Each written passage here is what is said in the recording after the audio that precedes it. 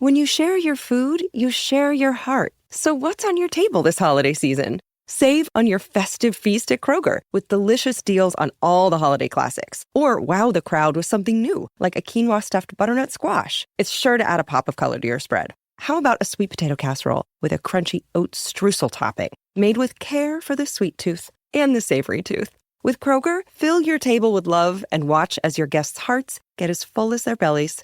Kroger, fresh for everyone. Want to shop Walmart Black Friday deals first? Walmart Plus members get early access to our hottest deals. Join now and get 50% off a one-year annual membership. Shop Black Friday deals first with Walmart Plus. See terms at walmartplus.com. Hey everyone, welcome back.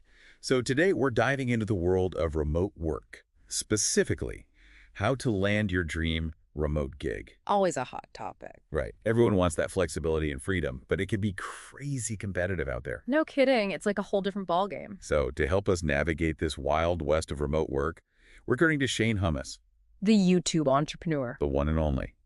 He claims to have helped tons of people land remote jobs. Okay, I'm intrigued. What's his secret sauce? Well, he put out this video where he breaks down 15 in-demand skills for remote work. 15. I don't know about you, but my brain kind of short-circuited trying to process all that. Yeah, 15 is a lot to juggle. It's like, where do you even begin? Exactly. So to make sense of it all, I've grouped Shane's 15 skills into a few key categories. First up, we've got the power of influence and persuasion. Okay, sounds intriguing. Does that mean what I think it means? You bet it does. Shane kicks things off with sales. Yeah. Yep, good old-fashioned sales. He actually says that everyone should try sales at least once in their career. Really? Even if you're not in a traditionally salesy field? That's what he says. He argues that sales skills are essential for any career, but even more so in the remote world. I can kind of see that. When you're remote, you really have to be able to sell yourself, your ideas, your value. Exactly. And get this, Shane backs up his claim with some stats from a site called Dynamite Jobs.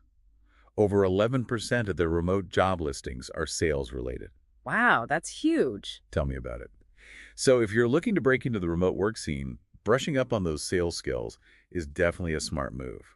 Noted. So what other persuasive powers does Shane recommend we tap into? Well, he also talks about personal branding.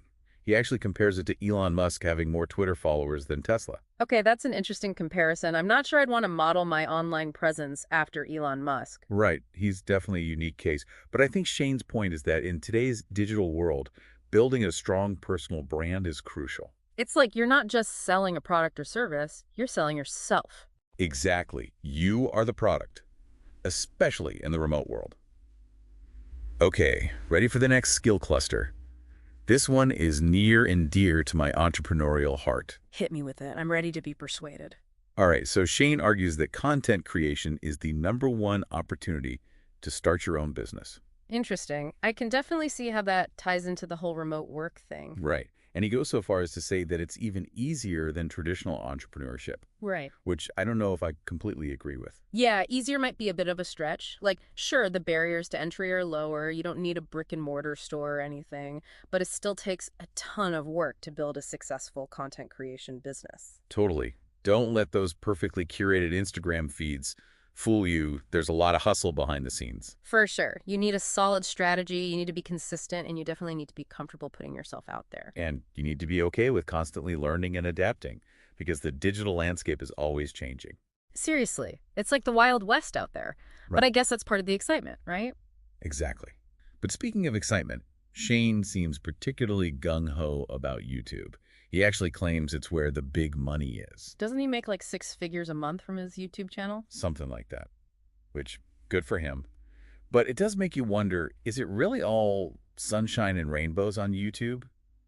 Or is he just really good at selling the dream? Right. Like, I'm sure there are tons of challenges that come with building a successful YouTube channel. Oh, absolutely. And I bet it's way more work than it looks. But it is interesting to think about the different ways you can monetize content these days. Totally. It's not just about ad revenue anymore. Speaking of which, Shane's next skill cluster is all about digital mastery.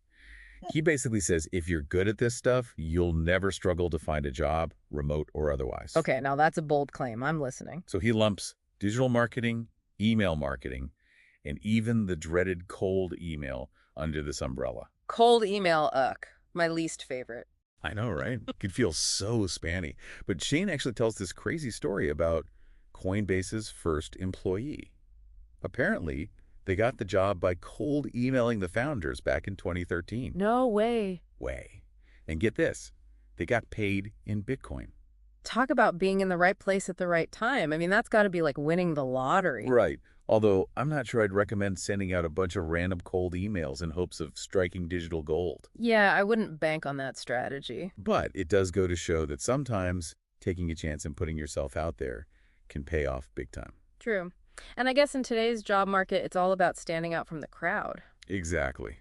Okay, ready for a bit of a shift? We're moving from the digital realm to the land of people skills. People skills. I thought we were talking about remote work. We are. But Shane makes a really good point. Even if you're working from your couch in your pajamas, you still got to know how to deal with people effectively. That's so true. It's easy to forget that remote work is still, well, work. You're still part of a team. Yeah. You still have to communicate effectively, and you still need to build relationships, even if it is through a screen. Exactly.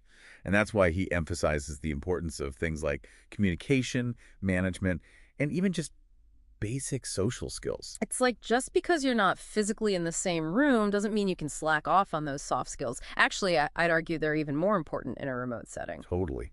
Because when you're not face-to-face, it's easy for misunderstandings to happen or for things to get lost in translation. For sure. And building trust is so important when you're working remotely. Speaking of trust, remember that book Shane mentioned? How to Win Friends and Influence People? Oh, yeah. The classic. I actually haven't read it in years. Is it still relevant? Shane swears by it. He says it's the #1 book he's ever read. Huh. Maybe I should give it a reread. So what's so great about it? Well, it's all about building genuine relationships, showing appreciation for others, and finding common ground things that are important, whether you're connecting in person or online. Okay, that actually does sound pretty relevant to the remote work world. Right. It's like building your remote work empathy muscles. I like that. I'm going to start using that. So we've covered persuasion, content creation, digital marketing, and now people skills. What other hidden talents do we need to unleash for remote work domination? Well, buckle up because this next one is a biggie. Tech skills. Shane's take is pretty straightforward. You need them if you want to play in the big leagues of remote work. Makes sense. I mean, so much of remote work relies on technology. Exactly. And he's not just talking about knowing how to use Zoom or send an email. We're talking coding, data analytics, cybersecurity, those high-paying, in-demand skills. The kind of skills that make you say, maybe I should have paid more attention in computer science class. Right. But the good news is it's never too late to learn. There are tons of online resources and boot camps where you can upskill and boost your tech IQ. True. You don't necessarily need a fancy degree to break into tech these days. Exactly. Although Shane does make a good point. He says that while you don't always need a college degree, you do need to know your stuff now more than ever. Yeah, the competition is fierce out there. So how do you stand out from the crowd if you don't have that traditional piece of paper? Well, that's where building a killer portfolio comes in. A portfolio? Like, what kind of portfolio are we talking about here? Think of it as your remote work resume on steroids. It's about showcasing your projects, highlighting your accomplishments, and basically proving to potential employers that you can walk the walk. I like it. It's about showing, not just telling. Exactly. Oh. And don't be afraid to toot your own horn a little. Okay, so you've got your tech skills down, you're building a killer portfolio. Yeah. What else is on Shane's remote work checklist? Well, this next one threw me for a loop at first. He spends a good chunk of time talking about AI prompting. AI prompting, like talking to robots. Is this a sci-fi movie? Not quite, but it is pretty futuristic. Basically, it's about mastering the art of communicating with AI tools like ChatGPT. Okay, I'm listening. So instead of just typing in random questions, you're crafting these really specific prompts to get the AI to do your bidding, whether it's writing code, generating content, or even just coming up with creative ideas. So it's like having a super smart intern that you can boss around. Pretty much. Except this intern can process information and generate responses way faster than any human ever could. That's kind of scary, but also kind of cool. Right. It's both. And Shane actually mentions that AI prompt engineers can make up to $375,000 a year. Okay, now you're talking my language. So how do I become an AI whisperer? Well, Shane says it all comes down to the quality of your prompts. He uses this phrase, garbage in, garbage out. Basically, if you put in crappy prompts, you're going to get crappy results. But if you take the time to learn how to craft clear, specific, and well-structured prompts, you can unlock the true potential of AI. Makes sense. It's like anything else, you get out what you put in. But it is interesting to think about how these new technologies are shaping the future of work. Totally. And it makes you realize that even in a world dominated by technology, human skills like critical thinking, problem solving, and creativity are still incredibly valuable. Absolutely. Robots might be able to automate certain tasks, but they can't replace human ingenuity. So what's next on Shane's remote work hit list? Well, this next one kind of surprised me at first because I thought it was a given. He spends a good chunk of time talking about project management. Project management. I mean, that seems pretty obvious, right? Like, of course, you need to be organized and meet deadlines when you're working remotely. Right. But I think what Shane is getting at is that project management in the remote world is a whole different beast. Oh, I see what you're going with this. It's not just about managing tasks. It's about managing people, expectations, and communication across different time zones and cultural contexts. Exactly. It's like being a conductor of an orchestra, except your musicians are all working remotely from their own homes. That's a great analogy. And just like a conductor needs to make sure all the instruments are in sync, a remote project manager needs to ensure that everyone is on the same page, communication is flowing, and tasks are being completed efficiently and effectively. Exactly. And that's where those project management tools that Chip mentioned earlier, things like Monday.com and Asana, can really come in handy. They provide that centralized hub for communication, task management, and progress tracking. It's all about transparency and accountability, right? Yeah. Making sure everyone is on the same page, even when you're not physically in the same room. Exactly. And speaking of being on the same page, communication is key, especially in a remote setting. And that brings us to our final, but certainly not least important, skill cluster: social skills and networking. Social skills and networking. You're going to tell me that even though I'm working remotely, I can't just hide behind my computer screen all day? Afraid not. As much as we might like to, we can't escape the human element of work entirely, even in the digital age. Fine, but how am I supposed to network when I'm working remotely? Do I just start sliding into people's LinkedIn DMs? Well, you could, but there's a bit more to it than that. Shane actually recommends one of my all-time favorite books, How to Win Friends and Influence People. Oh yeah, the classic. I actually haven't read it in years. It's a must-read for a reason, and it's surprisingly relevant to the remote work world. Okay, you've piqued my interest. What's so great about it? Well, it's all about building genuine connections, showing appreciation for others, and finding common ground things that are important whether you're connecting in person or online. That makes sense. It's about building relationships no matter the medium. Exactly. And Shane argues that in a remote setting, building those relationships is more important than ever. I can see that. It's easy to feel isolated when you're working remotely, so having those connections, even if they're virtual, can make a world of difference. Absolutely.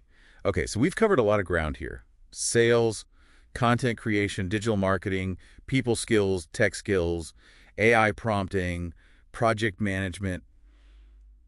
I'm exhausted just thinking about it. Tell me about it. It's like Shane took us on a whirlwind tour of the remote work landscape.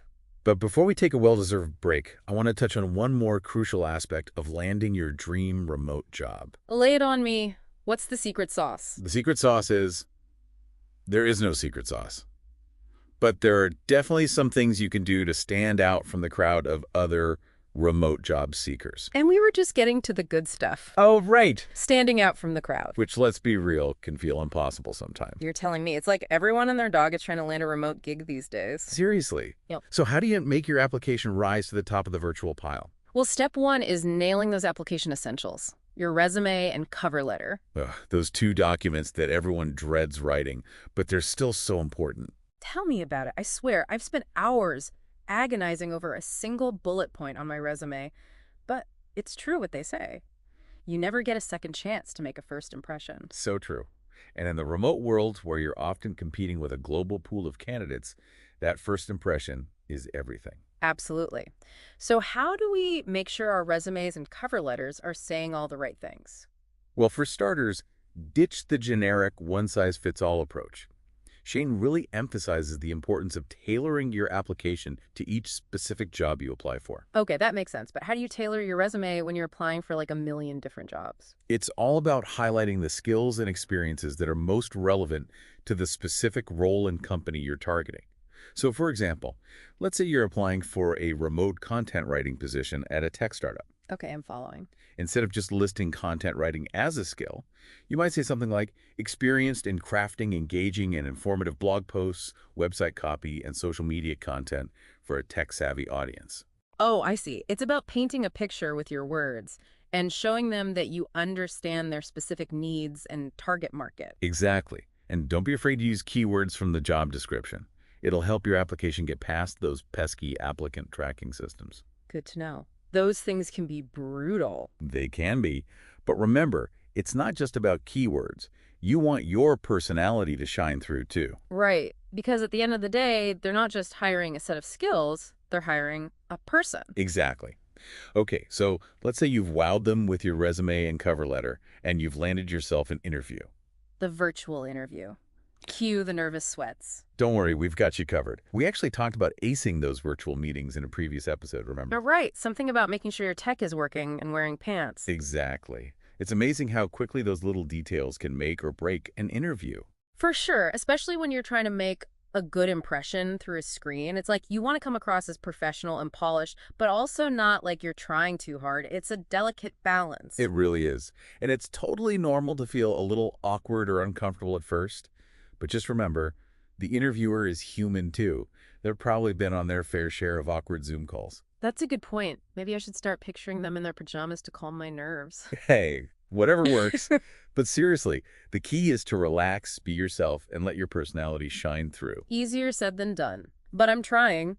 So any other hot tips for acing those virtual interviews? Well, Shane actually gave a really interesting piece of advice. He said, to use the virtual format to your advantage. Use it to our advantage. How do we do that? Well, since you're not in a sterile office environment, you have a bit more freedom to showcase your personality and create a more engaging experience for the interviewer. Okay, I like where you're going with this. Give me an example. So let's say you're passionate about travel and you've worked remotely from different locations.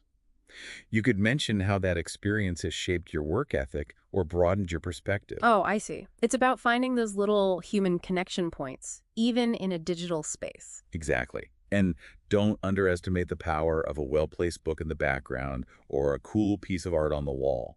It can be a great conversation starter. True. It's all about creating a welcoming and memorable experience for the interviewer. But what about those tricky interview questions? You know, the ones that make you freeze up and forget how to speak English. Oh, I know exactly what you mean. Like, tell me about a time you failed. Ugh, the worst. The key is to be prepared. Think about your experiences, both successes and failures, and how they relate to the skills and qualities that the company is looking for. So it's like, tell me about a time you failed, but make it sound impressive. Exactly. It's all about framing your experiences in a positive light and showcasing what you learned from them. And don't forget to ask thoughtful questions at the end of the interview. It shows that you're engaged, curious, and genuinely interested in the role. It also gives you a chance to interview them, right? Make sure it's the right fit for you, too. Exactly. It's a two-way street. Okay, so you've aced the interview, you're feeling good. What's next? The waiting game. I hate the waiting game. I hear you. It's the worst part. But don't just sit around refreshing your inbox every 5 seconds. What should we be doing instead? This is the perfect time to follow up with a thank you note. It's a small gesture, but it can go a long way in showing the interviewer that you're truly interested in the opportunity. Okay, that makes sense. And what's the best way to send a thank you note these days?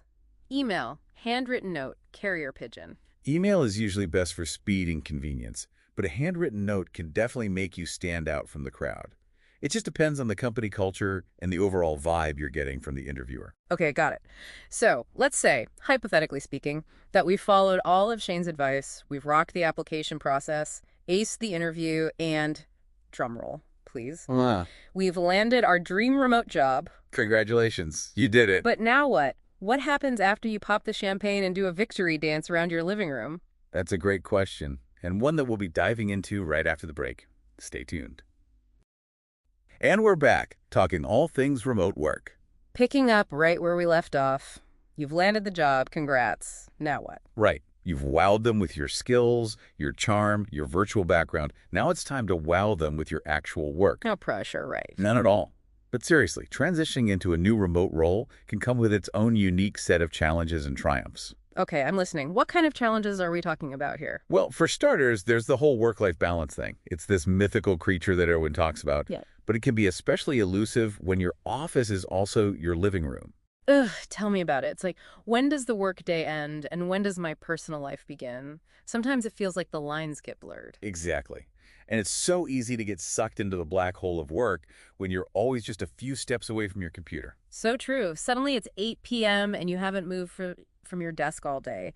Not exactly a recipe for a healthy work-life balance. Definitely not. So what's the solution? How do we slay the remote work-life balance dragon? Well, it starts with setting boundaries, both for yourself and for your clients or colleagues. Boundaries? Like what kind of boundaries are we talking about here? Well, for starters, establish clear working hours and stick to them as much as possible. Okay, that makes sense. Treat it like a real job, even if it doesn't feel like one sometimes. Exactly.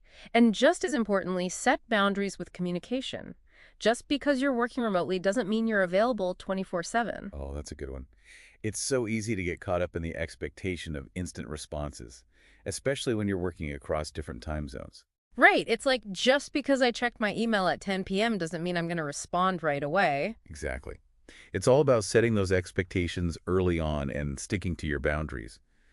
But what about the whole social aspect of work? I mean, one of the biggest challenges of remote work is the potential for loneliness and isolation, right? By the time you're finished listening to this Pepsi Zero Sugar, you'll be 15 seconds closer to kickoff. Stock up now. Bengals game day is so close, you can almost taste it. Bengals watching. Better with Pepsi. Is your cold making it hard for you to get to sleep and leading to a bad morning? Switch to Mucinex Night Shift for fast, powerful nighttime multi-symptom cold and flu relief. Mucinex Night Shift fights your worst nighttime symptoms to help you get to sleep and wake up ready to go. Mucinex Night Shift. It's comeback season. Use as directed. It's true. It can be tough to feel connected when you're working from home all the time. You miss those water cooler conversations, those impromptu coffee breaks, those random encounters that can spark creativity and collaboration. Exactly. So how do we combat the remote work blues? How do we stay connected and build relationships when we're not physically together? Well, it takes a conscious effort, but it's definitely doable. Remember all those networking tips we talked about earlier? Oh, you mean like joining online communities, attending virtual events, basically putting ourselves out there digitally? Exactly. Those things become even more important when you're working remotely. It's like you have to be more intentional about building those connections. Right. And don't underestimate the power of a simple video call. Just seeing someone's face and hearing their voice can make a world of difference. So true. It's amazing how much a quick video chat can boost your mood and make you feel more connected. Okay, so we've talked about setting boundaries, staying connected.